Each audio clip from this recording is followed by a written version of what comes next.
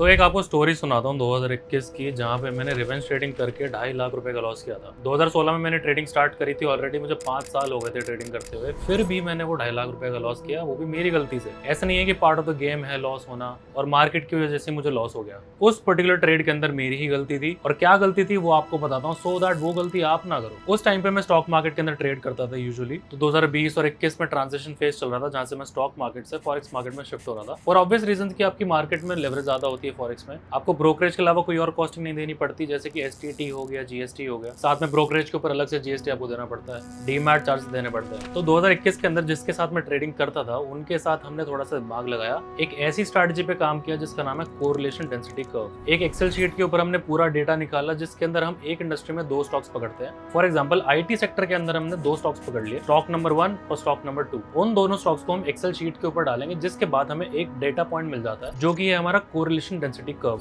अब correlation density curve आपको एक नंबर देता है, जिसके हिसाब से आप एक स्टॉक को बाय करते हो, एक स्टॉक को सेल करते हो। दिमाग में रखने वाली ये बात है कि एक ही इंडस्ट्री के वो दोनों स्टॉक होने चाहिए।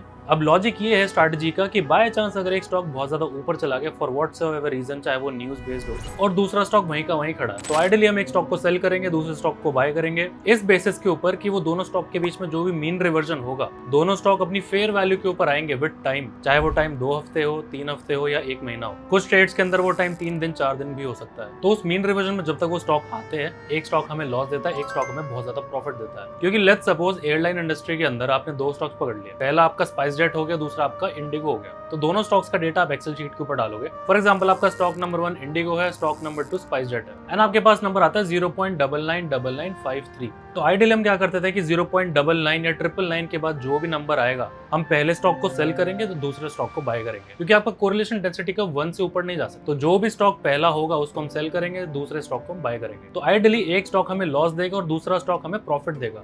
अब वो प्रॉफिट का अमाउंट हमारे लॉस से ज्यादा होना चाहिए। सेम स्ट्रैटेजी हमने अप्लाई करी टाटा केमिकल्स और पिडिलाइट में। दोनों ही स्टॉक केमिकल इंडस्ट्री के अंदर है। हमने टाटा केमिकल को स्टॉक 1 रखा और पिडिलाइट को स्टॉक नंबर 2 रखा। सिमिलरली हमने देखा कि 0.9999 से भी बहुत ऊपर नंबर आ रहा है, तो आइडियली हमें टाटा केमिकल को सेल करना चाहिए, पिडिलाइट को बाय करना चाहिए। और इक्विटी सेगमेंट में अगर आप सेल करोगे तो आपको कॉस्टिंग देनी पड़ेगी। तो हमने क्या किया कि फ्यूचर्स के अंदर ट्रेडिंग करी, दोनों स्टॉक की वैल्यू सेम रखी कि अगर एक लॉट की वैल्यू 10 लाख रुपए है टाटा केमिकल्स में, तो पिडिलाइट की भी वैल्यू लॉट्स के टर्म्स में इक्वल होनी चाहिए, जो कि है 10 लाख। अब 1 दिन 2 दिन बाद क्या हुआ कि लॉस में स्टार्ट होने लग गई पोजीशन, टाटा केमिकल बहुत ही तेजी से भागने लग गया। अगर आप पर्टिकुलरली जनवरी फरवरी की कैंडल्स देखोगे 2021 की, तो आपको समझ आएगा कि कितनी तेजी से टाटा केमिकल ऊपर की तरफ भाग रहा था, and purely based on news. Pidilite जो हमने बाय किया था वो ऊपर नहीं जा रहा था इतनी तेजी से, लेकिन टाटा केमिकल जो हमने शॉर्ट किया था वो बहुत ही तेजी से ऊपर जा रहा था, और हमारा लॉस डे बाय डे उसका बढ़ता ही जा रहा था। अब फ्यूचर्स की पोजीशन को हेज करने के लिए हमने ऑप्शंस को भी इन्वॉल्व किया, थोड़ी बहुत कॉल सेल करी, थोड़ी बहुत पुट सेल करी। जो लोग डेरिवेटिव्स के अंदर ट्रेडिंग करते हैं उनको समझ आ रहा होगा मैं क्या बात कर रहा हूँ। लेकिन कॉल और पुट जब भी आप सेल करते हो तो आपका मैक्सिमम प्रॉफिट लिमिटेड रहता है, लेकिन फ्यूचर के अंदर जो आपका लॉस है वो अनलिमिटेड रहता है। जितना ज्यादा स्टॉक ऊपर जाएगा नीचे जाएगा उतना ही ज्यादा आपका लॉस होगा। तो जो भी हमें कुशन मिल रहा था कॉल और पुट के प्रॉफिट से वो बहुत ही कम था। 1 हफ्ते 2 हफ्ते बाद क्या हुआ कि टाटा केमिकल बहुत ही स्पीड से ऊपर जाने लगा, और लिटरली हमारी पोजीशन 10,000 20,000 रुपए 1 मिनट के अंदर चेंज हो रही थी। तो हम स्क्रीन के ऊपर देख रहे कि 60,000 रुपए का लॉस चल रहा है, फिर उसके 5 मिनट बाद 80,000 रुपए, फिर उसके 5 मिनट बाद 1 लाख रुपए, ऐसे करते करते 1.5 लाख रुपए हो गया, 2 लाख रुपए हो गया, 2.5 लाख रुपए हो गया। अब 2.5 लाख रुपए के ऊपर हमने उसको काटा, क्योंकि हमारी कैपेसिटी नहीं थी लॉस मेकिंग की उससे ज्यादा। तो आइडियली आपको पता होना चाहिए कि एक ट्रेड में आप कितना लॉस बेयर कर सकते हो। तो बहुत सोचने के बाद हमें आंसर मिलता है कि टाटा केमिकल और पिडिलाइट में डिफरेंस बहुत बड़ा है। पिडिलाइट के ओवरऑल बिजनेस में केमिकल बिजनेस से 20% था, वेयरएज़ टाटा केमिकल के अंदर 100% बिजनेस केमिकल्स का ही था। तो 80% प्रोपोर्शन जो पिडिलाइट का मेन धंधा था वो कुछ और टेंजेंट्स के अंदर था। तो पहली गलती तो हमारी यही होगी कि जो हमारा बेसिक्स था वो बिल्कुल गलत हो गया, क्योंकि आइडियली एक ही इंडस्ट्री के 2 स्टॉक्स पकड़ने थे,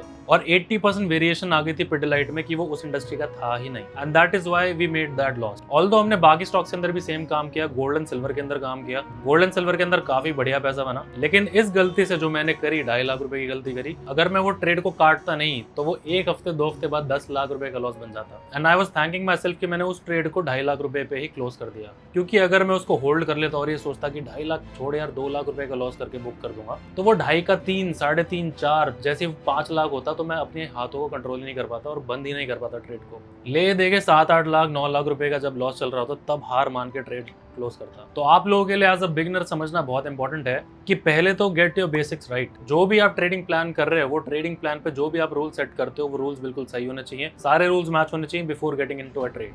दूसरी चीज, जब भी आपको लॉस हो आपको डे वन पे ही पता होना चाहिए कि आपकी पॉकेट साइज कितना अलाउ करेगी उस लॉस को। अगर आपकी पॉकेट साइज एक सर्टेन अमाउंट के बाद लॉस बेयर नहीं कर पाएगी तो आपको बिना सोचे समझे कंप्यूटर की तरह उस ट्रेड को क्लोज कर देना है, क्योंकि अगर रिस्क मैनेजमेंट फॉलो नहीं करी तो अकाउंट से बिल्कुल गायब हो सकता है, वैनिश हो सकता है, और बाय चांस पूरी कैपिटल इरोड हो गई तो वापस अपने पैरों पे खड़े होकर कैपिटल को जमा करके वापस ट्रेड करना बहुत मुश्किल हो जाता है। सो इट्स वेरी इंपॉर्टेंट कि छोटा लॉस लेके निकल जाओ, दूसरे तीसरे ट्रेड आपको बहुत मिलेंगे। अगर आपकी कैपिटल सेफ है तो आप एक दिन 2 दिन बाद फिर कोई ट्रेड ले सकते हो जिसके ऊपर आप उससे भी ज्यादा प्रॉफिट कर सकते हो। तो ऑब्वियसली 2.5 लाख रुपए का लॉस छोटा नहीं होता। 2021 में बहुत ही बड़ा लॉस लग रहा था वो, लेकिन आज की डेट में अगर मैं सोचूं तो एक गलती ये थी कि बेसिक्स डिफाइन नहीं किए थे। पिडिलाइट का स्टॉक 80% वेरिएशन में था, लेकिन एक चीज अच्छी ये भी करी कि 2.5 लाख रुपए के लॉस में निकल गया। अगर उस 2.5 लाख के लॉस में नहीं निकलता तो 10 लाख रुपए का लॉस हो जाता। सो आई होप आपको मेरी ये ट्रेडिंग स्टोरी से कुछ ना कुछ सीखने को मिला हो। अगर कुछ सीखने को मिला हो तो लाइक और सब्सक्राइब करो। कमेंट्स के अंदर बताओ कि तुमने क्या गलती करी है ट्रेडिंग में सबसे बड़ी, उसमें क्या सही किया, क्या गलत किया, उससे क्या सीखा। And I will see the next video. Happy trading.